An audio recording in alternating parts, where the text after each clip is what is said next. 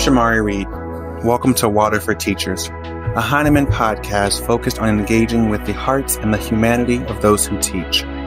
One thing I know for sure is that teachers are human. We have fears, we experience tragedy, we struggle. We are affected by crises and pandemics, and like everyone else, we deserve to lead lives full of peace, joy, and love. Join me and other educators as we move from logic to emotion, from the head to the heart, from thinking to feeling, and from the ego to love. This is Water for Teachers. I am beyond excited because today I have the pleasure of engaging with the heart and the humanity of a brilliant human who teaches, Cornelius Minor. Cornelius is a Brooklyn-based educator and a part-time Pokemon trainer.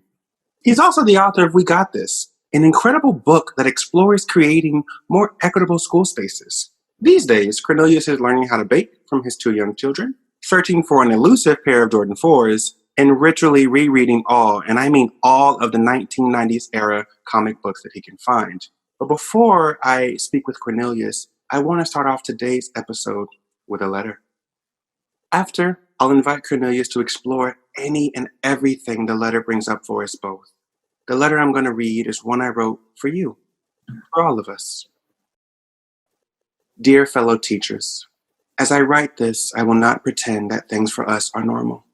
They are not. And I have come to accept that things not being normal is okay.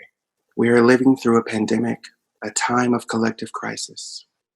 I also recognize that due to our different identities, undeserved marginalization, and unearned privileges, we are not feeling the effects of this crisis equally. Perhaps, like many of you, since the arrival of COVID-19 into our lives, I have experienced extreme feelings of helplessness, coupled with fear and anxiety. And I have found myself lost within extended moments, absent the motivation to complete things that used to excite me, like engaging with my students' work, reading Toni Morrison, writing short stories, or planning lessons, or cooking. Where has my inspiration gone? There was even a time in which I spent no fewer than 24 hours in my bed, clenching to my comforter with the lights off and the shades drawn. As I kept my bed company, ensconced there in the darkness, my mind wandered. I reminisced on the way that things were before COVID-19. I recalled greeting my students as they entered our space and marveling at them while they collaborated with their peers on class activities. And if I was not longing to return to the past, I was dreaming of what life would be like after these trying times. I told myself that awaiting us, all of us on the other side of this epidemic, was the world we deserved. However, once I realized that I had no control over time, thus no way to be certain when and if we would ever get to know that world, the fear and anxiety intensified. The feelings of powerlessness and helplessness returned. And 20 minutes became 28 hours.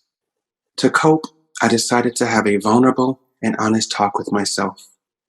I'll end this letter with the words that I told myself during that conversation about our current state. Words and questions that brought me some peace, and I hope they do the same for you. You are living in a pandemic. Your sanity and wholeness require that you accept this truth. Resisting this truth will not serve you or your students well. This is the only reality you have, the only one that matters. The past is no more, and the future is not here yet. So, how can you move through this present moment with happiness, peace, and love? What are you able to do right now to make your current reality more enjoyable, teaching more enjoyable? What actions might you need to take to move beyond simply trying to survive this until something better comes along to thriving and living your best life right now? I love us for real. Shamari. Now I want to invite Cornelius to engage in a conversation with us. Welcome, Cornelius. Welcome. Thank you for sharing this space with me. Well, Shamari, thank you for that letter. I needed that. I feel like the podcast can be over now. That's really, I don't know what you need me for. But wow, thank you. And I'm really just living in that with all of my identities. And it's so interesting, like, that this is a podcast for teachers, because I have been living most profoundly and most loudly as a father in these times. That when our classrooms evaporated in March and my ability to leave my apartment was limited, the thing that was most pronounced in front of me was my family, and guiding my two daughters through this alongside my partner. And so what's been interesting is, as I reflect on your letter, I remember the moment when I was telling myself all of those things, but about fatherhood, that I couldn't hide, I couldn't run, I couldn't live in the past, I couldn't, hope for some kind of like, rainbow future, but rather I had to live in the very real now that my children were experiencing. And so I'm just like, all of my daddy sensibilities are firing right now as I think about that letter. And one of the big things for me that I have been channeling is I went, not to the past, the nostalgic past, but to the historic and to the ancestral past. And I have really been asking myself almost every day is like, how did our people love their children, through the kidnapping from the West African coast? How did our people love their children through the Middle Passage? How did our people love their children through chattel slavery and through forced separation of families? And I've been trying to tap into that strength, really, and to love not just my biological children, but to the 32 children assigned to me by the city of New York, and the teachers, under my care as a coach, and I've really been, every morning when I get up, like, how do I find the strength to love the children in front of me through this pandemic? But a lot of it is channeling the strength of our foremothers. So I think a lot about like how Harriet loved. I think a lot about how even the fictitious characters in books like Beloved loved. And I'm really trying to be that love, like not just trying to enact that love, but trying to be that love. Let me ask you this, and it might be an abstract question and a weird start our conversation, but I feel called to ask you, how is your heart today? It's in a lot of different places. One of the things that I know that I do, and I'm working on this, that I know that when the world gets heavy, I know that I callous myself against the world so that I can do my work, so that I can serve my family, so that I can protect my community. And I just know that that's Cornelius's trauma response, right? When things get heavy. And so I do, what toxic masculinity has taught us to do. I put on my tough guy face and I fight through. So I know I'm in that right now. And I know when I'm in that, I need to address some things and I need to like work through some things. And what's interesting is this pandemic has actually been a bit of a paradise for me. That, I travel a lot. I spend about 12 to 14 days a month on the road. So that's half a month that I spend away from my children, serving teachers and students around the world. And so this March, when classrooms, like physical classrooms, shut down, this March 2020 was the first time in the lives of both of my children that I have been home for more than 2 weeks. And so really, when the pandemic hit the hardest, and especially here in New York, there were days when we were losing 100, 200, 300 people a day, and so even when I reflect on the experience of New York, everybody lost somebody, right? But when those days felt darkest outside of my apartment, they were most light inside my apartment, just because I enjoyed the company of my children, that they have gotten used to asking the question every morning when they wake up, is daddy here? And I'm using some faraway hotel, doing important work, but still like work that kept me away from my family. And so this March, when we were really, on the one hand, outside my apartment, for my community, we were suffering, but inside my apartment, I was really just getting to know like my kids, and I know them, but like now I feel like I know them. And so from March to like July, we can go anywhere.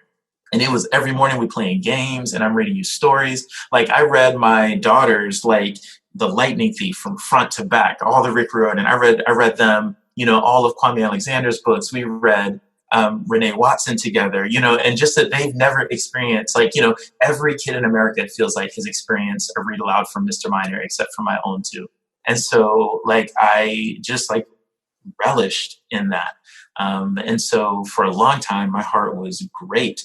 But then, the summer is what it is in America, and when we say it's hot outside, when brown folks say that, we mean that these people out to get us in some kind of way through the erasure of rights or the denial of access to resources. And this summer, particularly, it was the reminder that the police will come get you and no laws will hold them accountable.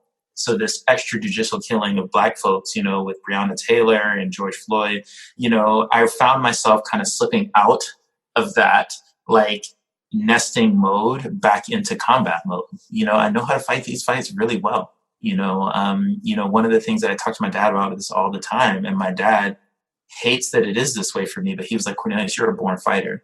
That you thrive in this kind of intellectual and spiritual combat.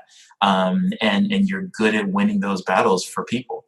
But he's like, I wouldn't wish that on anybody. And I'm really sad that my son has these gifts, and often I look at myself and I'm like, why is my talent the one to go out there and fight? Why couldn't I play a trumpet? Or why couldn't I, like, why is it my talent to go and fight these sometimes unwinnable fights?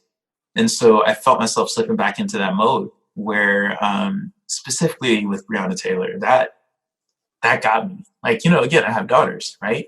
And I put them to bed every night. And I was really proud of that because I wasn't in hotels, I wasn't flying.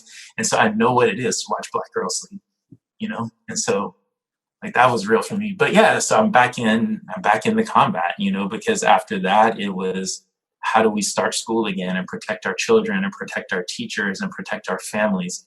And then it went from there to this election, and really, knowing what I know about America, I knew what it was, I knew what it was before Trump, that people like to think that these problems are, 45 problems. These aren't 45 problems. These are problems from the Articles of Confederation. These are problems from the Constitution. Like, we ain't been humans since jump, like that they took out pens. Right. So knowing that, and yeah. that truth, and saying that this is not new, that there's just a history and a legacy, if you will, and then you add on epidemics, right? And what compels you to fight? Why not give up? Why not be like, yo, I'm going to chill with my girls. I'm going to have whatever, some kind of beverage. I'm going to chill with my wife. Yeah. Why go out there? Because I know how beautiful we are. I see us. That, like, I've seen magic before, like, in a real way. Like, people joke all the time, or we say in jest to each other that Black folks are magical, but, like, I've seen it. Like, I taught in the Bronx, and I know what it's like to watch the kids walk to school. I've been out here in Brooklyn, and I know what it is to watch the kids, wield words like swords or wield words like comforting pillows. Like, I know what that is, right? Walt Disney says that magic is when expectation, when reality exceeds expectation, right? That idea that the reality that we're living in only has certain things set aside for us, but then every day our children go out and make better, and they do it effortlessly and with style.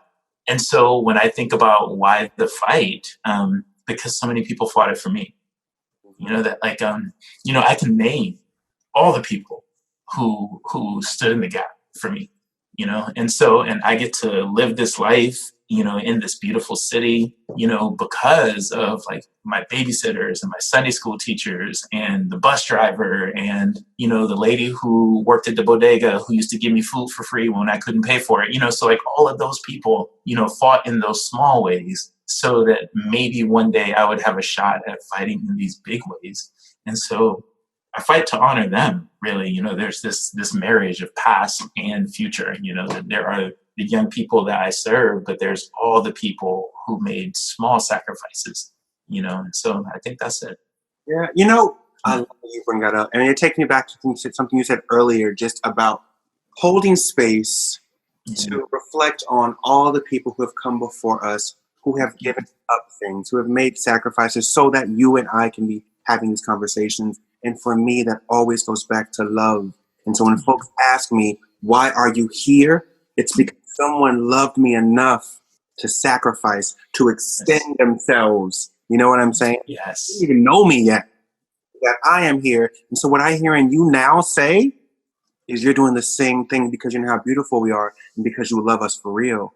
That Yeah. you're willing to fight. You're willing to maybe not always be there to tuck in the girls. I mean, those are sacrifices, Cornelius. Yeah. Yeah. Make sacrifices that I'm sure you're seeing now because Mhm. you've been home and you're like, I've missed some of this. Yeah. Only love, I think, people have their different thoughts. I'm all about love, but only Yeah. love can move us to make those kinds of sacrifices to improve the lives of people we don't even know yet. Of course, those we know, but Yeah. for generations of young people to come. Absolutely, absolutely. And everybody who's here now been here before, and so even if, for the kids in St. Louis that I don't know, or for the kids in Los Angeles that I don't know, for the kids in South Florida that I don't know, they've been here before. So we know each other some kind of way, that like, and so I am, really just like, when I meet kids for the first time, especially because I meet so many kids around this country, one of the things that I love telling them is I love talking to them about who I sense in them. So like I love meeting little boys and being like, you sound just like Frederick Douglass to me. Let me tell you who that is. Or I love meeting like, young kids and being like, yo, you sound just like Mary McLeod Bethune. Let me tell you who that is, And so, and I like to tell these kids, we've been here before. So like, so this energy you giving me right now, that's that Louis Armstrong energy. You're going to take something real crappy and turn it beautiful. And I see you right now, and so I love meeting kids and helping them to understand that all of this has been prepared for us and we're going to move forward in really powerful ways. Making me think of something you tweeted. Oh gosh, I don't know, last week, maybe the other day, Mm. but it was from, and I'm not. Let me say this to all the comic book fans out there. I'm Yeah. not a comic book reader, so I don't know. I'm gonna need Paul and Cornelius to help me out. But Yes. something. There was a photo from I think New Avengers #1. Yes. New Avengers #1. Yeah. I'm looking at it here, and again, I'm not a comic book. After I read it, please fill in the gaps. But it looks like Black Panther. Okay. Yes. It's Black Panther. Yeah. And there are some other characters with him. And he says this, and I'm going to just read from the photo you tweeted. Pride. Pride and not shame, which is what we feel for the world out there. Great societies are crumbling around us, and the old men who run them are out of ideas. So all eyes turn to you, our children, to build us something better. And you tweeted saying this was your why. Say more about one, what happens in New Avengers Yeah. for those of us who Mm-hmm. haven't read it. I mean, spoil it. But also, what do you mean this is your why?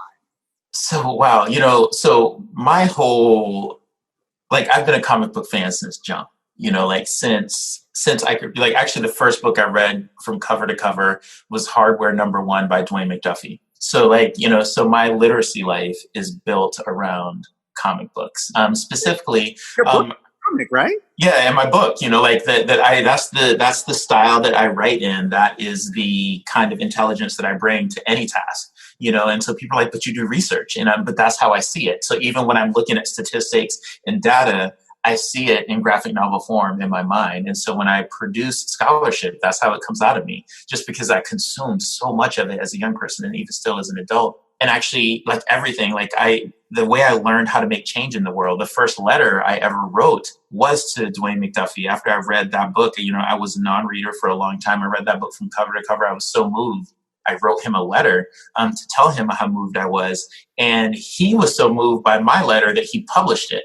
And so the first thing that I ever had published was in Hardware #7. And so 12-year-old Cornelius Minor wrote a letter to the author of this comic book, and he thought enough of that letter to publish it in the book. And I was like, oh, well, if I write to people, I can be published, And so like my whole career really started in those moments.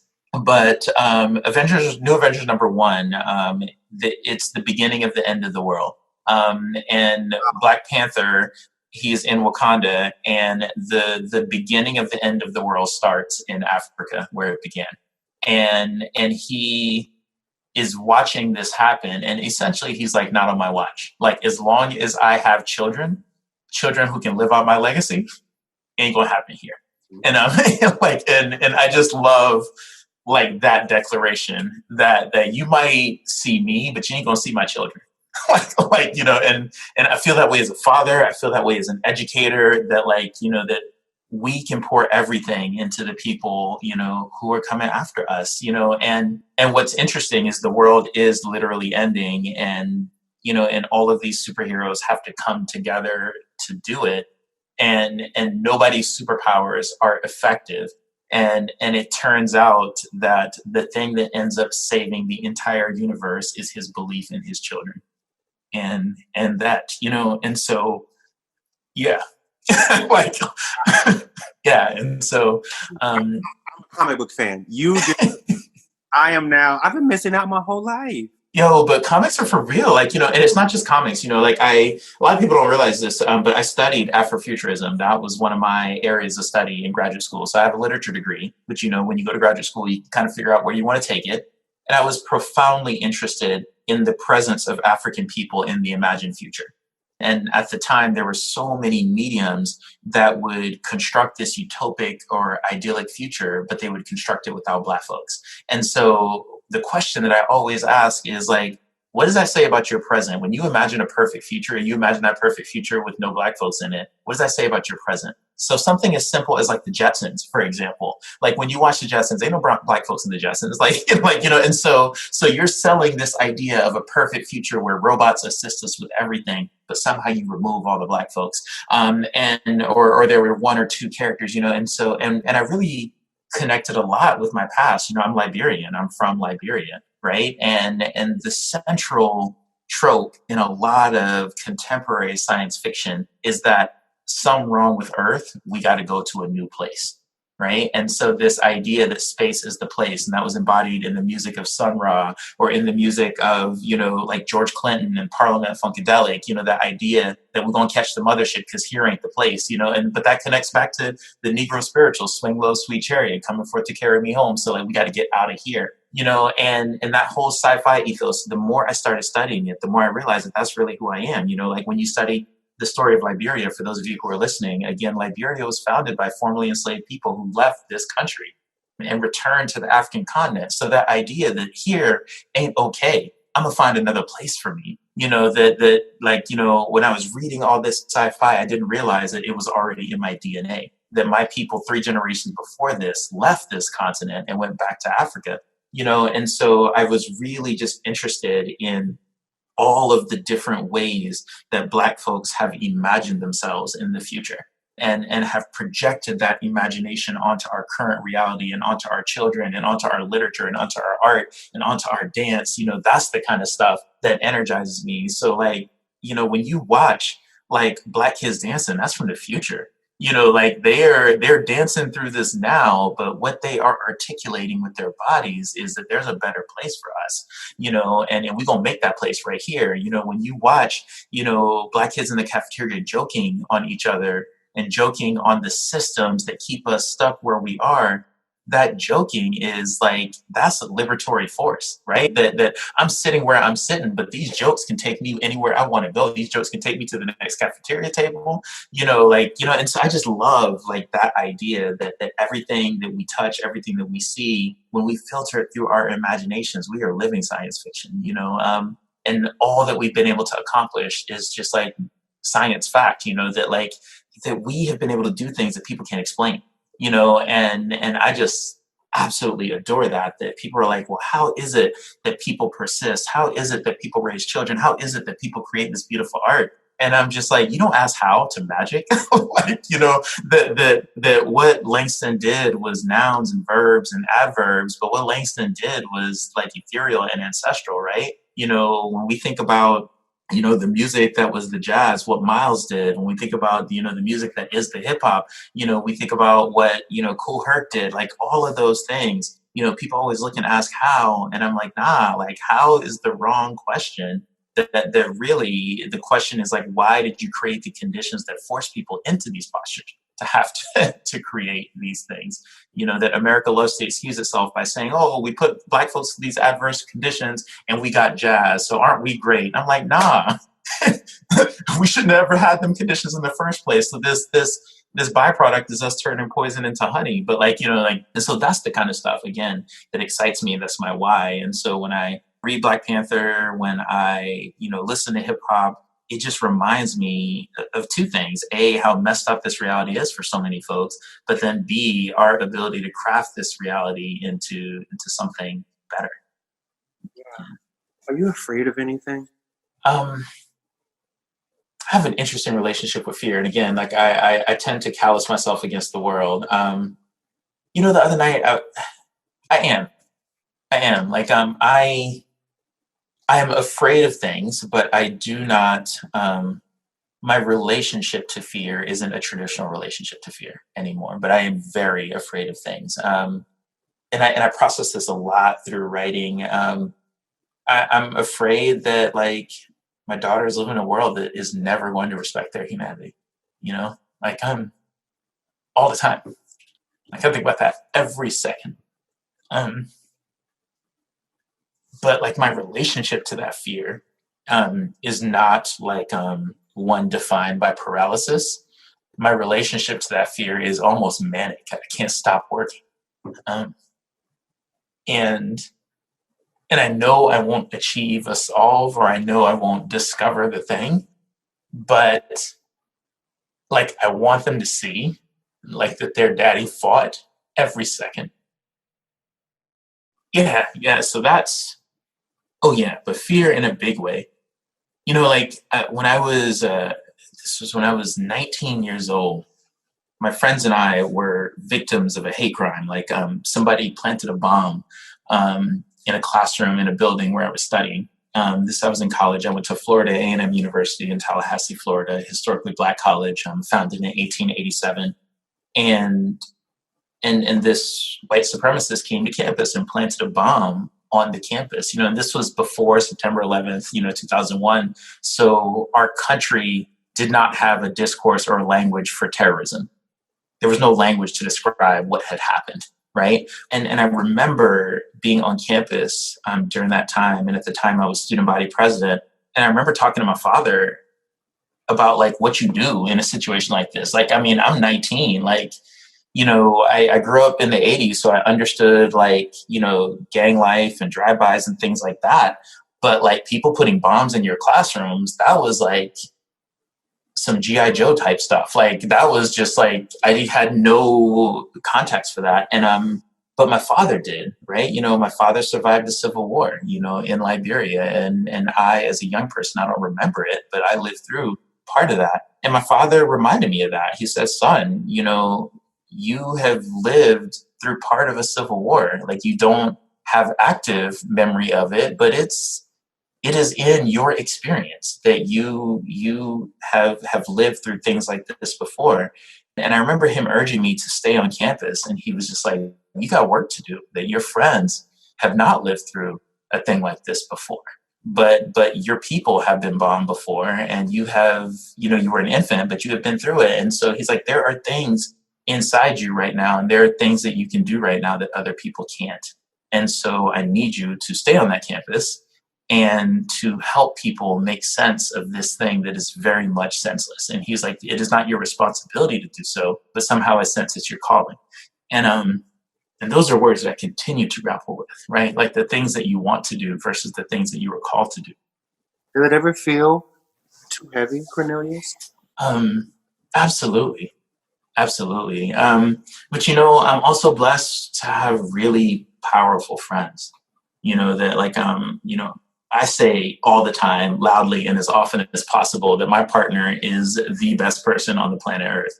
Shout out to Cass Minor. But like she sometimes we'll talk about a thing and I'll be like, I'm not even going to say this to her because she's going to think it's impossible. And I'll just say it to her and she'll be like, oh, well, maybe we can do that by Tuesday, and so I'm around people who don't think in terms of impossibility or limitation. And so I'm really lucky in that regard that both my blood family and the family that I've curated around me here in Brooklyn, like people keep me loved up, and I am so grateful to all of them, even when I think about how I even got to college, one of my Sunday school teachers was this woman named Miss Jones. And she was a retired teacher and living on a fixed income. And I remember when I got accepted into college, she gave me a card with $5 in it. And she told me, she's like, I don't have a lot of money to give you, but this is what I got. And I want you to take this $5 and do something. And I remember knowing how much $5 was to her. And my mom made sure I didn't forget. My mom was like, that $5 was what she had set aside, for part of this week. So she's going to miss a meal or two this week for your college fund. And so that, so all this stuff is heavy, but when it's heaviest, I remember I'm like, yo, people have made real and present sacrifices for me to be able to carry these things. And so you are loved, and you know that. Because you know that, you get to go and, gosh, I don't know, create the world that you deserve, right? Yeah. And so, when we think about it, going back to your original question, what keeps us going? I hope that the kids that I interact with feel as loved as I felt coming up.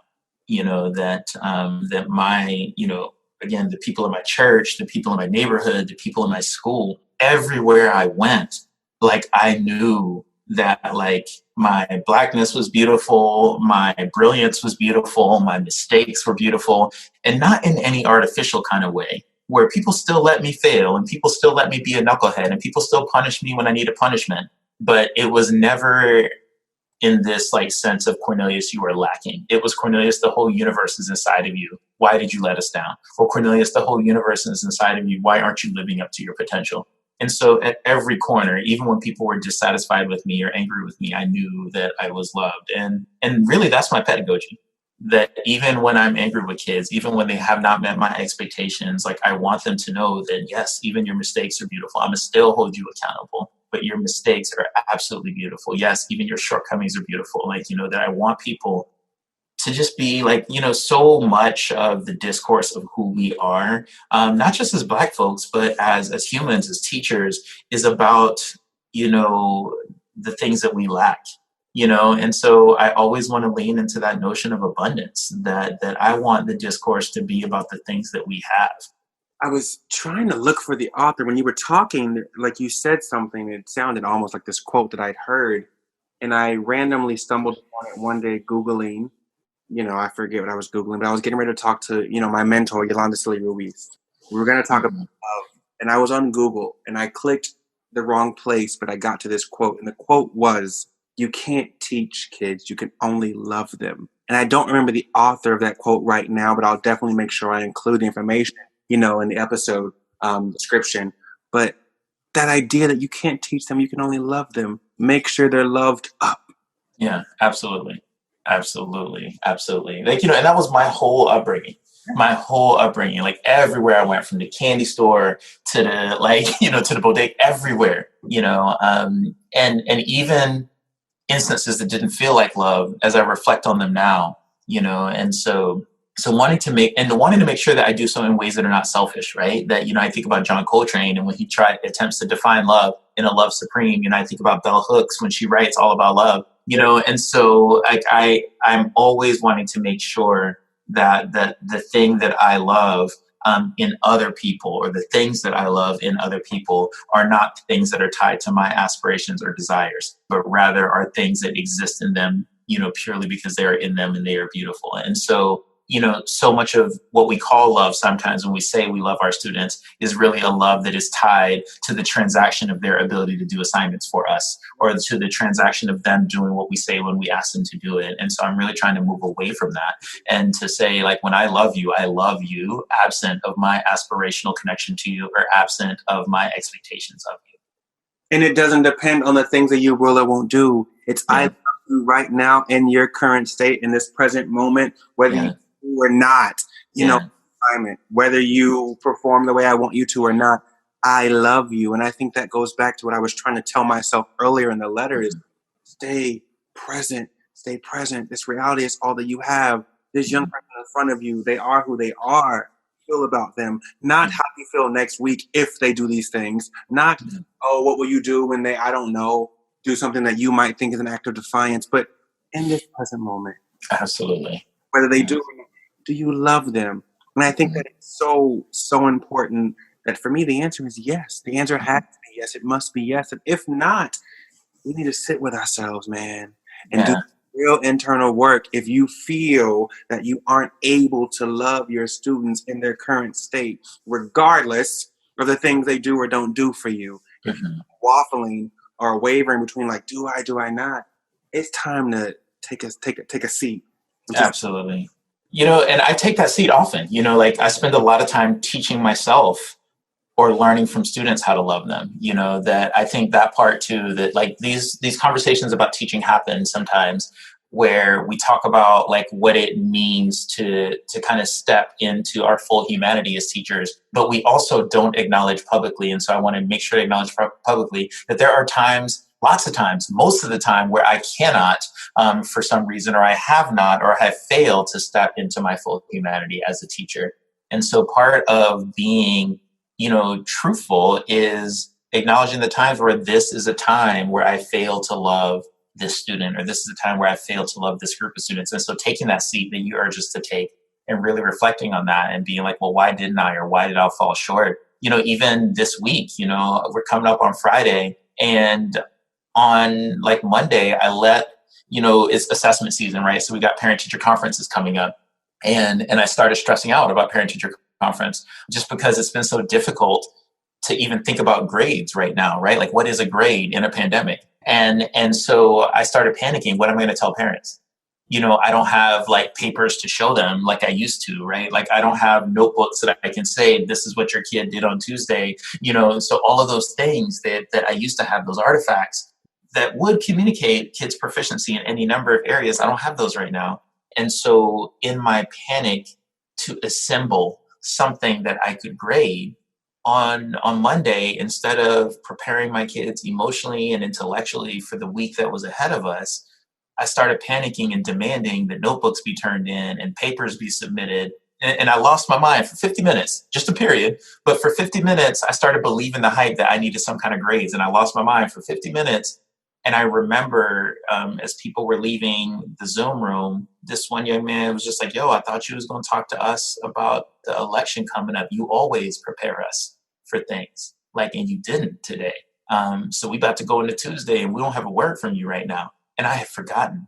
I had just, because notebooks, right? Because grades, because parent teacher conferences are coming. And again, it was one period. So I was back in my position of love, for the next period, but I needed to take that seat, I needed to really sit with myself. And unfortunately I only had 3 minutes before the next group came in to sit with myself. But I was like, what are you doing, Cornelius? That you are stressing kids about notebooks when a lot of kids are stressed about their immigration status, when a lot of kids are stressed about their parents' employment status, specifically given the outcome of this election, and so having to put those things in perspective, that you're stressed over a notebook when some kid is thinking that the re-election of 45 might mean that their immigration status is in peril for real, but you put a notebook over that, but you put a paper over that, and I did that. I own that. I did that on Monday. And so the work of love isn't as consistent as the storybooks would have us believe. That the work of love is this some days I'm on, some days I'm not. And the days that I'm not, I got to sit with myself and uncover why I'm not. Thank you for sharing that. I think it's just a reminder, and this podcast is really all about that, but that teachers are human too. We are humans. We make mistakes. We do, and it's okay. I think the important thing is that we acknowledge them, take responsibility, think about the consequences those mistakes might produce for our students, sit with ourselves, and then reflect, all right, moving forward, how might I try to do this differently? Mm-hmm. Absolutely. And just being open to that feedback, because it would have been really easy for me to say to that young man, you can't talk to me this way on my Zoom. Right. It would have been really easy to dismiss him. You go to your next class, how dare you unmute your mic and speak to me in this way? But I had to really listen. He was expecting, because I had built an expectation of who I am in the institution. So he was expecting a certain kind of love that he didn't get from me. And so he demanded it. And so many times we tone police kids, right? Because it would have been really easy for me to say, check your tone, don't speak to me this way, but I had to sit with his anger and sit with my mistake at the same time. Yeah. Honestly, right? And move Yeah. to love. And so in thinking about our humanity and thinking about your humanity and the fact that we make mistakes and we're super complicated and there are so many things, right, that contribute to the way that we move through the world and that contribute to the way the world reads us. As a human who teaches, what do you wish others knew about you and your work? Two things. I wish that people knew that it is hard for us too. That one of the things that, and I don't know how to deal with it, that people see me, they see us doing the work that we do, and they dismiss it. So they'll be like, "Oh, Cornelius, you only connect with those kids like that because you're Black too." Or, and so I'm like, logically, that don't make sense. So all Black people, melanin just qualifies you to be a great teacher. Like I would like to say that's true, but we know that's not. Or Cornelius, you're so brave, and so you can do this work, but I can't. And I think that I find those things just incredibly dismissive, like that people don't see the hours that we study or the days that we spend in reflection with our friends, or the evenings we spend, crying in the shower because we don't want our children to see us crying in the living room, and so all of those things, it's hard for us too, but we do it because the temporary discomfort of right now is worth the eventual liberation. And I get so upset with people, even now, as we watch these election returns come in, and I know this podcast is going to air later, but right now, all of the excuse making that people are saying, well, I don't really talk to my relatives about politics. I don't really get them to vote. I didn't really talk about Donald Trump's white supremacy at my dinner table because that would have made things uncomfortable. And that we do uncomfortable every day. And people dismiss that. Oh, you're just good at it. I'm like, no, it is just as uncomfortable for me every day as it is for you to spend 2 minutes talking to your uncle about why he's a racist, or for you to, spend, 3 minutes with your auntie talking about her homophobia. And so I wish when people saw the work that people knew that it wasn't easy. But then at the second thing, at the same time, that is not easy, it is also incredibly joyful. Never am I happiest than when I am working with children toward our collective liberation. And collective liberation can look like a lot of things. It can look like an argument essay. It can look like an art project that we do in 7th period. It can look like the virtual band concert that we're getting ready to have because we can't have an in-person band concert. So collective liberation, depending on the day, can look a lot of different ways. And so at the same time that this work is hard, it is so incredibly joyful and meaningful. And for every hardship, it feels like there are 20 resulting triumphs. But learning to measure those triumphs not in economic terms or not in terms of big awards, but triumphs like Shamari came to school today. That's a triumph. Or somebody asked to play an instrument today who didn't want to play an instrument last year. That's a triumph. And so learning to measure, that I think people want these big awards, or they want this huge revolution. And I'm like, the revolution ain't going to be that the White House turns upside down and all of a sudden it's a place of justice. The revolution is going to be that 2 kids who didn't want to play instruments last year selected to play instruments this year, and they have found the beauty and the joy of music. The revolution is going to be the kids who didn't feel like they had a voice or something to say, or didn't feel like they have an audience, discover that voice and discover that audience with an essay or a poem that they write. And so I am so fortunate that I get to see the revolution every period, so. Wow. I have 2 final questions. Sit with this present moment, reflect on it, whatever it means for you and your work. What would you say to other humans who teach and who are teaching right now? What would you offer them? So I'm going to use some words in English that have been co-opted into cliche. And I am going to liberate them from their cliche and reframe them in a more radical context. So the words "do your best" have been stolen from us.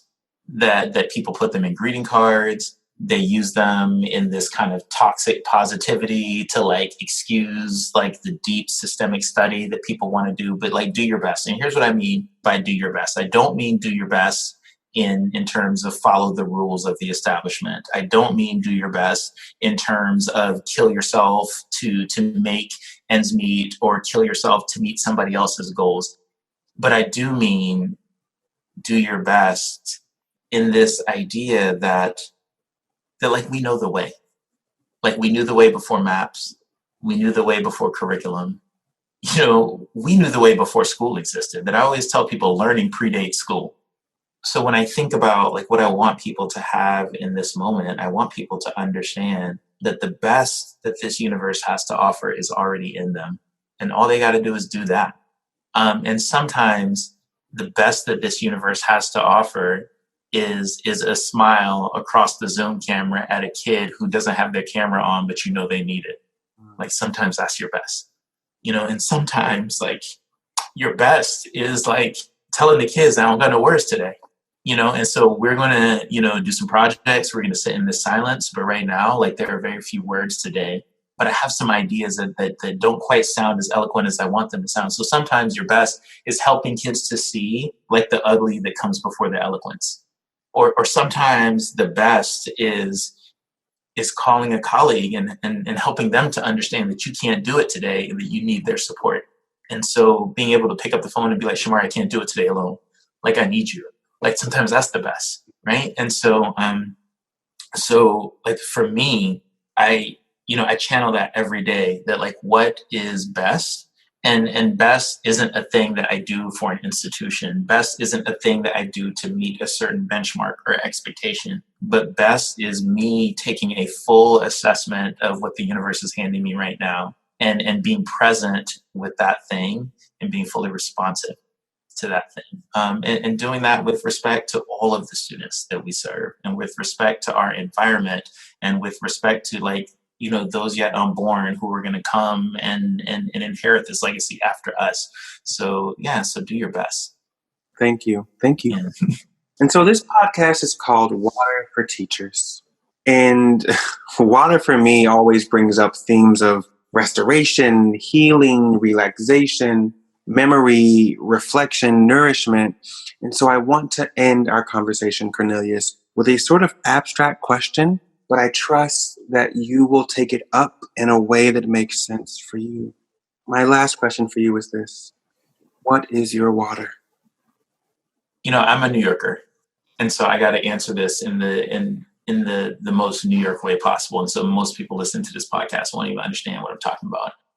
But I will never leave this city. And I live in this city because of the energy of this city. I feel like when I am at my most fatigued, just like a walk down the block or a trip to the bodega or sitting on a subway car and just listening to the idle chatter of students on the subway car, like that energy, that's my water.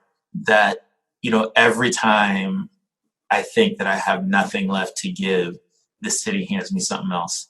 And so recently, because, you know, we can't be on subways, and recently because we can't gather in large numbers, my water is riding my bike through the city and just like inhaling the city. And so I ride from my home in Brooklyn over the Brooklyn Bridge onto the West Side, up the West Side Highway, all the way up to the George Washington Bridge, over the George Washington Bridge and into Jersey. And really, I don't ride for the exercise, but I ride to hear the sound. I ride to feel the pulse. I ride to be in touch with my city, you know? And so that's my water. And I imagine for those of you who are not in New York, you have to find ways to be in touch with the people. And I think we do this thing as teachers, right? We're like, no, but I'm in touch with my students. And your students are a version of the people that show up from 8 to 3. But I think about the communities that those students represent. I think about the spaces where those students gather. I remember once asking a school leader who was having a difficult time in her school. I was like, well, you're having a difficult time and a lot of the Black families don't trust you. So why don't we go visit some of the Black families so that we can build trust, that we can go hang out where people hang out, and we can go patronize the businesses where people spend their money. And so I asked her, as a visitor to her town, I was like, well, where do Black folks hang out in your town? And she said, I don't know. And I remember being so perplexed by that. I was like, so you know where people go from 8 to 3, but after 3 o'clock, people don't exist to you. You don't know where they go. So how can you teach people if you don't know their realities outside of your school building? And so when I think about, again, my water is inhaling the city. And I hope that wherever you are, wherever you're listening, that I hope that you have the time and the flexibility and the presence of mind to appreciate not the infrastructure of the city, not the urban layout of the city, but the people of whatever city or town or municipality or village you call home. Yeah. And for those of you at home listening, I'd like to invite you to join the conversation. Take a moment and sit with that question. What is your water right now? Your source of peace or healing, joy, relaxation? And if you feel so moved, share your responses with us. I'd like to engage with you in your humanity. You can share your responses on Twitter using the hashtag #WaterForTeachers, or tag us using our Twitter handle @WaterForTeachers. That's the number 4, water, the number 4 teachers. Thank you all for sharing this space with us. Cornelius, thank you for your energy, for your love, for your light. Until next time, everybody, in peace and love. Bye. Water for Teachers is a production of the Heinemann Podcast and Heinemann Publishing.